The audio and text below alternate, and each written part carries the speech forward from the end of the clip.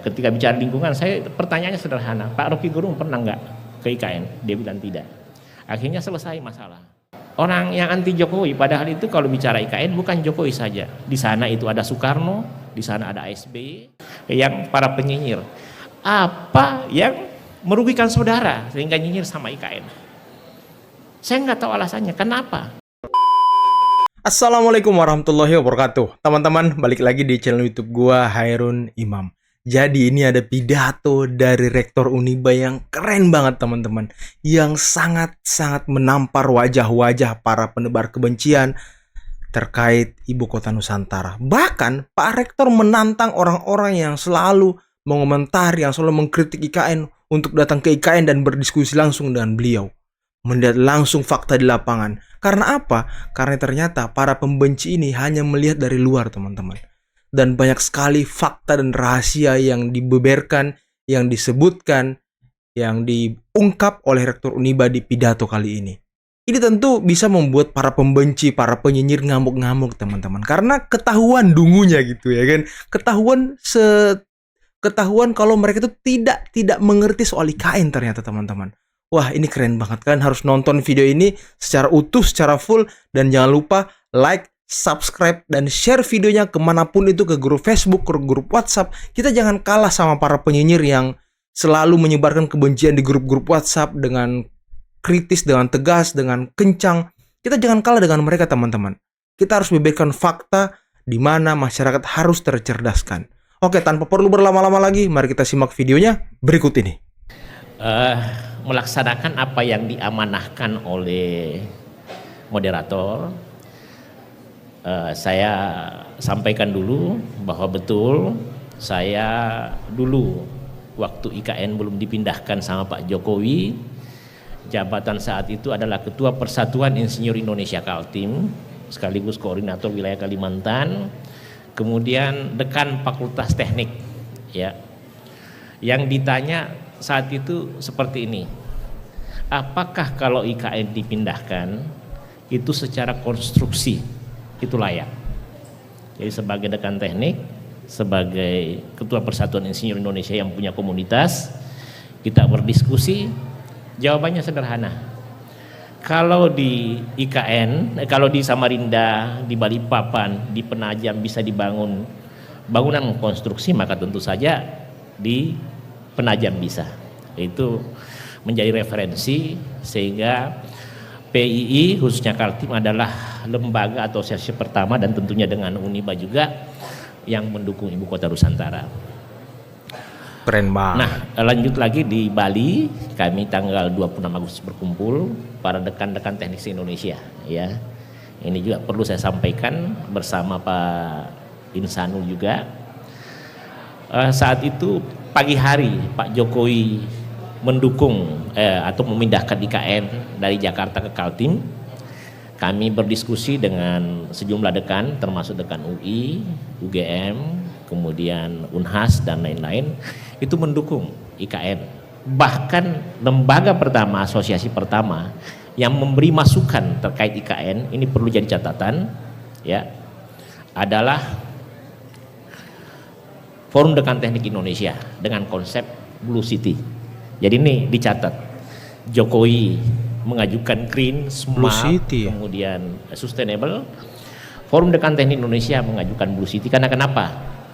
IKN ini istimewa sekali dilalui alur laut Kepulauan Indonesia II, yang kemudian selanjutnya di bulan November semua dekan datang ke Kalimantan Timur, ke Balikpapan untuk bicara lagi konsep terkait IKN. Begitu juga pada masa-masa mendatang. Kami juga adalah Sekjen Forum Rektor Indonesia untuk PII, itu juga mendukung.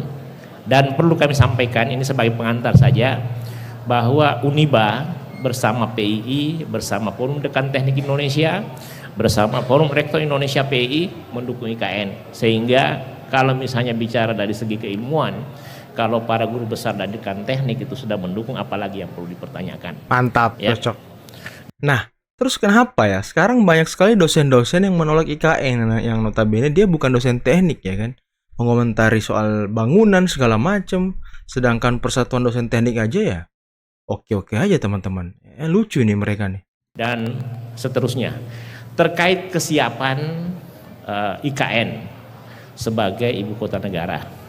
Nah, ini perlu dicatat oleh semua pihak ya.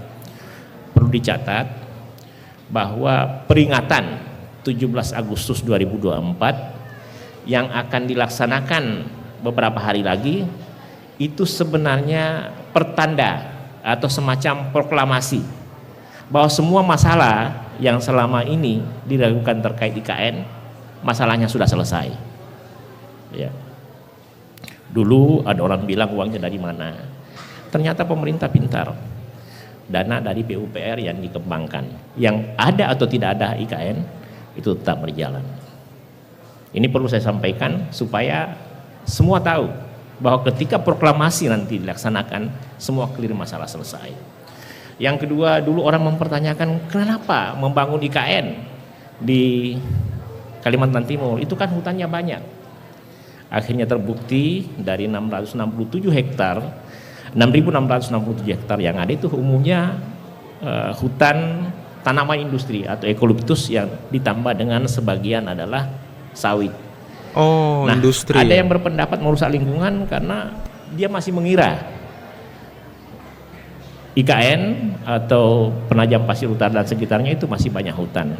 Padahal mereka yang selama ini bicara lingkungan, bicara hutan, itu tutup telinga ketika tahu bahwa di Kaltim itu banyak tambang-tambang liar, tambang-tambangnya diambil kemudian tidak ada perbaikan, tapi diam aja. Ketika dipindahkan IKN baru ngomong. Ya, ngomongnya sesuai Padahal, pesanan, makanya Pak. saya di mana-mana saya mencoba mencari siapa di Indonesia orang paling pintar argumennya untuk menyatakan penolakannya terhadap IKN. Akhirnya terpilihlah Rocky Gerung. Rocky Gerung itu ada dua aja pertanyaannya. Ngapain IKN dipindah? Duitnya dari mana? Peran stunting akan terganggu, dia bilang. Pendidikan akan terganggu. Padahal secara aturan undang-undang pendidikan, kemudian undang-undang kesehatan tidak diganggu. Yang diganggu adalah keuangan PUPR. Yang kedua, ketika bicara lingkungan, saya pertanyaannya sederhana. Pak Rocky Gerung pernah nggak ke IKN? Dia bilang tidak. Akhirnya selesai masalah. Jadi kalau ada orang Indonesia menyatakan bahwa IKN itu merusak lingkungan, itu dia tidak pernah ke sana. Betul, betul. Jadi dia ngelihatnya dari luar doang. Dia nggak lihat bagaimana aslinya di sana ya kan. Itulah mengira-ngira dan menduga-duga. Aduh. Dia tidak pernah lihat bagaimana IKN itu, bagaimana Kalimantan itu sudah digunduli sejak itu. Kayunya sudah habis. Dan IKN itu adalah untuk memperbaiki hutan, memperbaiki lingkungan. Karena kalau saat ini IKN punya hutan sekitar 50%, maka akan dikonsep menjadi 70% dan dibuktikan dengan persemaian mentawir. Ada lagi orang yang agak cerdas, dia bilang tidak ada manfaatnya. Di momen proklamasi ini kita sampaikan manfaatnya bagaimana? Enggak. Puluhan ribu orang dari Jawa dan Sumatera bekerja di sini. Puluhan bahkan ratusan perusahaan dari Jawa. Timbunan batu, pasir dari Sulawesi Tengah. Dan untuk pertama kalinya dalam sejarah dari Sulawesi Tengah ke Kaltim itu ada kapal laut. Sulawesi Barat mau bangun pelabuhan. Papua dari 6 jam semakin dekat. Makanya tadi waktu diwawancarai saya bertanya, siapa orang di Indonesia yang dirugikan dengan IKN? Bahkan IKN itu adalah untuk memperbaiki Jakarta.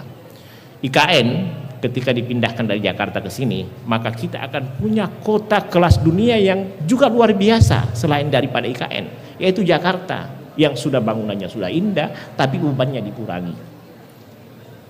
Lantas apalagi pertanyaan yang bisa menggugurkan IKN? Nah, ini lagi terkait kesiapan.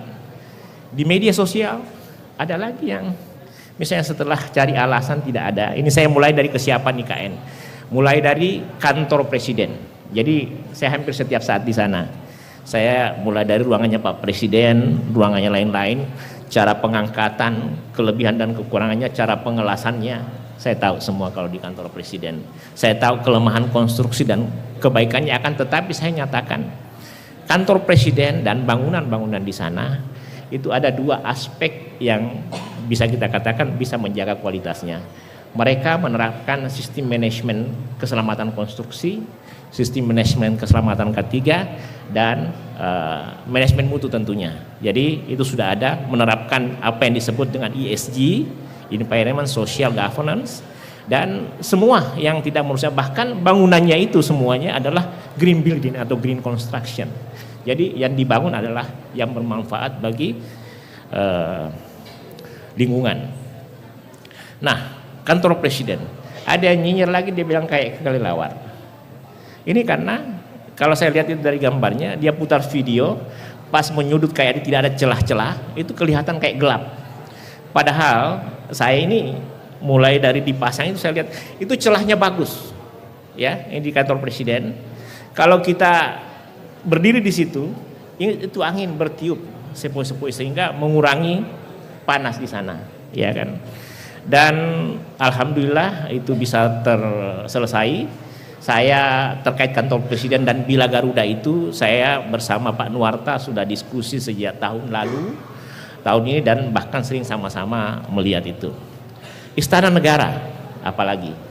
Nah, satu hal yang saya sampaikan, apalagi lapangan upacara, ada yang ngomong itu mangkrak. Coba bayangkan bangunan-bangunan mangkrak. Ini saya sampaikan, bangunan di IKN itu kalau misalnya saya pakai hari ini tidak satu pun yang mangkrak, melampaui target. Jadi saya ini seorang insinyur. Kata-kata melampaui target itu biasanya kalau di setiap bangunan ada misalnya dilaksanakan kapan, progresnya sampai kapan, kemudian akan diselesaikan, itu melampaui target semuanya. Jadi itu catatan. Nah, apa yang istimewa dari Ibu Kota Nusantara? Jadi ini saya sampaikan, 2 minggu lalu saya di Spanyol. Saya lihat Istana Alhambra.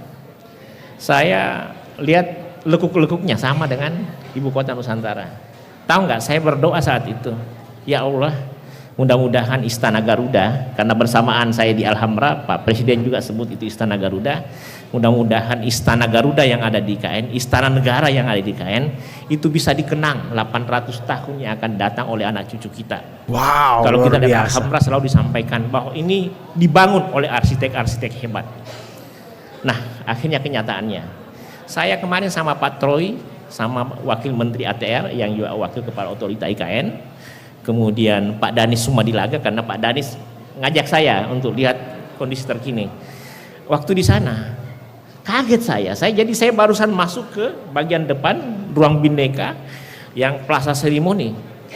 Saya membayangkan saja, saya bisiki Pak Troy, saya akan robah tulisan saya di tribun yang menyatakan bahwa saya berharap nanti Istana Garuda sama dengan Alhambra. Ternyata IKN Garuda Nusantara, IKN di Istana Negara tidak kalah dengan istana yang fenomenal.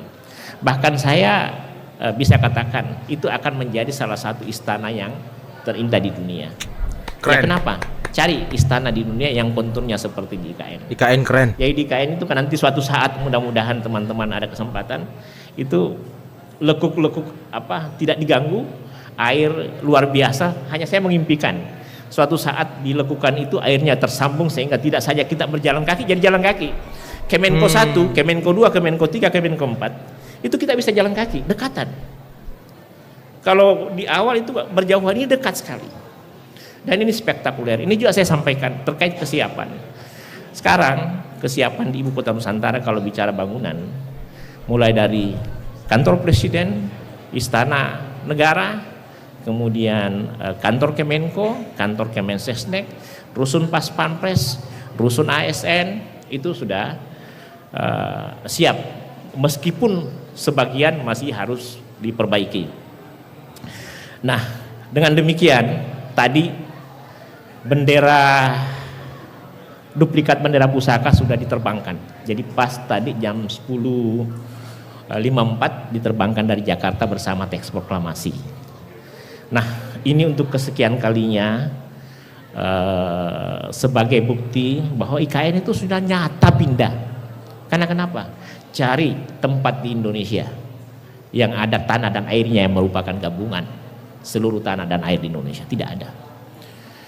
Yang kedua, dengan dibawanya duplikat bendera pusaka dan teks proklamasi yang sebentar sekitar jam 1 siang tiba. Itu sebagai pertanda mimpi Soekarno.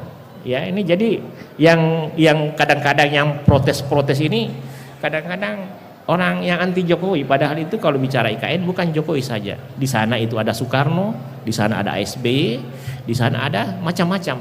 Bahkan saya secara pribadi di tahun 2010 di depan JK menyampaikan, waktu itu saya usulkan pemindahannya ke tengah Indonesia karena saya berpikir tengah Indonesia itu adalah Sulawesi Selatan.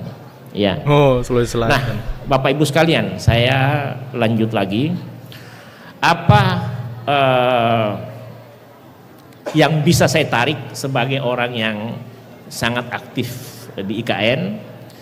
Yang pertama, saya pribadi, kemudian tentunya Pak Dewan Pembina, Pak Dr. Dendi dan Sivitas Akademika itu meyakini bahwa ini benar, sehingga langkah kami tidak capek karena kami itu anggap amal jariah, ya kan.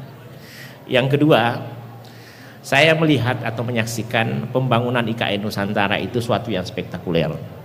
Bapak Ibu sekalian, ini sekedar informasi saja. 29 Maret 2023 saya di IKN bersama para guru besar di Indonesia. Di sana itu masih timbunan. Coba dihitung, 1 tahun berapa bulan itu sekarang sudah jadi seperti ini. Ya. Cepet banget. Rusun Polri, groundbreaking di bulan Desember. Sekarang sudah sampai di mana? Ya, saya ini kalau ada yang mau berdebat dia merusak hutan, saya adalah orang yang punya videonya, jenis hutannya dan jumlah pohonnya. Kalau ada orang yang bilang mangkrak, saya ini adalah saksi bahwa di sana itu pembangunannya spektakuler. Bahkan saya sempat menyaksikan 1 halaman itu diselesaikan dalam 1 hari. Nah, ini bedanya teman-teman. Orang yang punya data real terkait IKN dengan orang yang hanya mengira-ngira, menduga-duga, menganalisa, akhirnya mengeluarkan opini-opini liar terkait IKN, teman-teman. 1 lantai maksud saya. Ya. Nah, karena waktunya 30 menit dan kita akan gunakan diskusi, saya perlihatkan di slide bahwa pembangunan IKN ini ada 5 tahap, Bapak Ibu sekalian. Banyak kadang-kadang yang memutarbalikkan seakan-akan sudah selesai. 5 tahap. Area pembangunan ada 9 klaster. Yang dibangun sekarang adalah kawasan inti pusat pemerintahan. Ya. Dan itu 2024, 2022, 2024 sudah selesai. Ya. Nah, apa yang dicapai hari ini saya mau sampaikan, ini rahasia nih. Di lampiran 2 Undang-Undang Nomor 3 tahun 2024 dinyatakan itu akan dibangun gedung pemerintah. Belum pernah di situ disinggung bahwa akan bangun investasi. Tapi apa nyatanya? Sampai hari ini hampir 60 triliun itu investasi untuk ibu kota Nusantara. Ada yang tidak percaya? Ke sana aja. Lihat di sana kalau mau masuk ada Rumah Sakit Hermina, ada Hotel Nusantara, itu swasta. Belum lagi nanti yang nilainya 5,5 triliun untuk membangun mall dan semacamnya akan dibangun oleh Pakuwon. Ya kan. Jadi kalau kita lihat juga di slide, coba dilanjutkan aja, saya akan perlihatkan bagaimana IKN masa depan sebenarnya. Jadi IKN ini adalah jawaban Pak Jokowi kepada masyarakat dunia yang mengejek beliau, bahwa ini kok Pak Jokowi terima saya di istana yang dibangun Belanda, ya. Mana istananya? Nah, sekarang kita akan tunjukkan bahwa kami istana Garuda, ya kan. Nah, lantas apa? Saya itu kadang-kadang heran. Ada yang menanyakan, ini kenapa bangun IKN, buang-buang uang? Apakah Anda tidak tahu malu sama Kaltim? Kaltim itu daerah yang plural, kemudian paling loyal kepada Republik. Bayangkan, dibedakan saja dengan Riau, dengan Papua, dengan Aceh, dia masih tetap setia. 500 triliun hampir rata-rata tiap tahun diserahkan kepada Republik. Selama Indonesia merdeka hanya 1 tol. Sabar, ya kan. Nah, makanya pembangunan IKN ini bukan lagi untuk Kaltim aja. Jadi IKN ini Bapak Ibu sekalian yang nikmati Kaltim, Indonesia dan dunia. Kenapa dinikmati Kaltim, Indonesia dan dunia? Coba lihat pekerjanya dari mana. Coba lihat bajanya dari mana, coba lihat pasirnya dari mana, coba lihat perusahaan-perusahaan dari mana, iya kan? Sekalipun demikian, fakta menyatakan bahwa dengan IKN pertumbuhan ekonomi Kaltim mengalahkan rata-rata nasional yang 5,5%, yang di akhir tahun 2023 mencapai sekitar 6,2%, kemudian di April mencapai 7,26%. Lantas apa lagi? Saya sering bilang yang para penyinyir, apa yang merugikan saudara sehingga nyinyir sama IKN? Saya nggak tahu alasannya. Kenapa? Mau bilang karena tidak ada uang, buktinya kita mau upacara sudah. Mau bilang tidak ada yang setuju, NU saja setuju. Rektor-rektor hampir semua setuju, bupati dan gubernur hampir semua setuju. Orang dekan teknik Indonesia semua setuju, orang pintar semua setuju. Mantap. Anda hanya orang jauh kemudian mau menyatakan gini, oh ini, jadi dia kadang-kadang datang ke IKN, dia pinggir-pinggirnya kemudian tidak selesai, tapi dia tidak pernah menyaksikan betapa spektakulernya pembangunan IKN. Betul Pak, betul. Ini saya melihat sekali. ini, saya mau perlihatkan dulu, inilah betul sekali. IKN masa depan. IKN masa depan, mimpi kita adalah kota dunia untuk semua. Mantap. IKN masa depan adalah pusat pertumbuhan ekonomi masa depan. IKN masa depan adalah simbol identitas nasional. IKN masa depan adalah green city, forest city, smart city. Tapi di tempat ini saya sampaikan, masukkan blue city. Inilah Nusantara kita, kota cerdas ke depan. Akan tetapi Bapak Ibu sekalian, saya sebagai rektor, sebagai orang yang peduli IKN, hai orang pintar di Indonesia, orang hebat di Indonesia, berikan ilmumu untuk membangun IKN, karena di sana tanah negara yang banyak, tidak ada yang dirugikan, ya kan? Yang cuma nyinyir ya kan? Berhenti nyinyir untuk ibu kota Nusantara. Sekarang sudah berlanjut, bendera pusaka sudah ke sini, 17 Agustus akan dilaksanakan. Mari bahu membahu. Kita sadar tidak ada yang sempurna. Keren banget Pak. Keren Tapi banget Pak Rektor. kalau kita bersinergi dan untuk kebaikan bersama, insya Allah akan bagus. Itu saja yang saya sampaikan sebagai pengantar. Assalamualaikum warahmatullahi wabarakatuh. Waalaikumsalam warahmatullahi wabarakatuh. Nah teman-teman, itulah tadi pidato yang sangat keren dari Rektor Uniba, di mana beliau beserta para dosen dekan teknik seluruh Indonesia merancang dan memberi masukan kepada IKN dan beberapa rahasia dan fakta terkait IKN yang dibeberkan oleh beliau. Utamanya terkait hutan yang sebelum ada IKN, ternyata itu hutan produksi teman-teman, hutan produksi yang setiap saat bisa ditebang, dan juga ternyata banyak tambang-tambang liar di sana yang merusak lingkungan, tapi para pecinta lingkungan tidak pernah keberatan, tidak pernah bersuara soal itu ternyata ya. Wah, ini sangat menarik nih. Bahkan tadi Pak Rektor menantang orang-orang yang selalu nyinyir terhadap IKN untuk datang berdiskusi dengan dirinya, karena beliau punya fakta, data, bentuk video, bentuk apapun, gambar dan segala macam beliau punya teman-teman. Dan beliau siap berdiskusi, siap mempermalukan orang-orang yang selalu nyinyir terhadap IKN. Dan tadi beliau berpesan, berhentilah nyinyir, kita bangun bersama IKN, kita berikan pikiran serta ilmu yang kita punya untuk IKN, untuk membangun kota masa depan Indonesia. Kota yang selalu akan kita banggakan di Republik ini teman-teman. Bukan kota warisan dari Belanda yang selama ini kita gunakan untuk sebagai istana negara teman-teman. Oke, mungkin cukup sekian dulu video kali ini. Jangan lupa like, subscribe, dan share videonya. Akhir kata, billahi taufiq wal hidayah. Wassalamualaikum warahmatullahi wabarakatuh. Bye-bye.